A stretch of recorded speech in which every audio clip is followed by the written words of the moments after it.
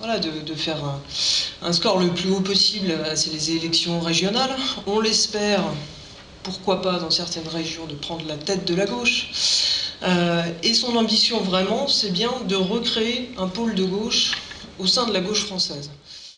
Aujourd'hui, à nouveau en tant que front de gauche, donc on a réussi à se mettre autour de la table, parti communiste, parti de gauche, gauche unitaire, mais ce front s'élargit. Donc ça, c'est la deuxième bonne nouvelle de ces élections, c'est que progressivement, nous espérons rassembler l'ensemble de la gauche, de cette gauche qui se reconnaît derrière cette volonté de transformer véritablement le système. Montrer que des politiques de rupture sont possibles. Autour de 4 thèmes: la planification écologique, le bouclier social, la priorité au public et la relocalisation de l'économie.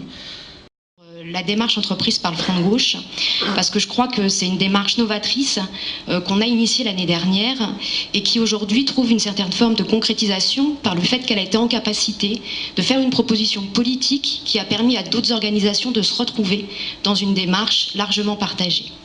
Alors, je souhaitais aussi, concernant la démarche du Front de gauche, rappeler l'importance de cette diversité dont on a pu déjà parler, diversité en termes d'organisation politique, ça c'est évidemment une certitude, mais aussi avec la capacité qu'il peut avoir de s'élargir à un certain nombre de militants associatifs, syndicaux, de citoyens, pour effectivement faire émerger une véritable alternative aux politiques de la droite et du MEDEF dans la lutte et dans les urnes. Qui de ce fait relève la tête pour ne pas vivre un désastre comme ont pu le connaître certains autres pays européens, et là je pense notamment à l'exemple italien.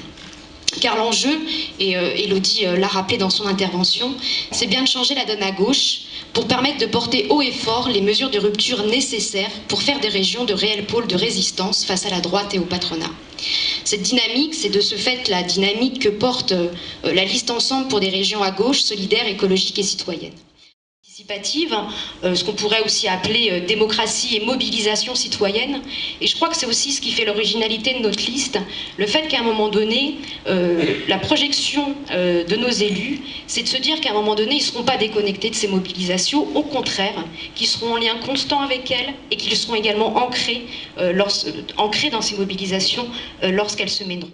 Un certain aspect, c'est que,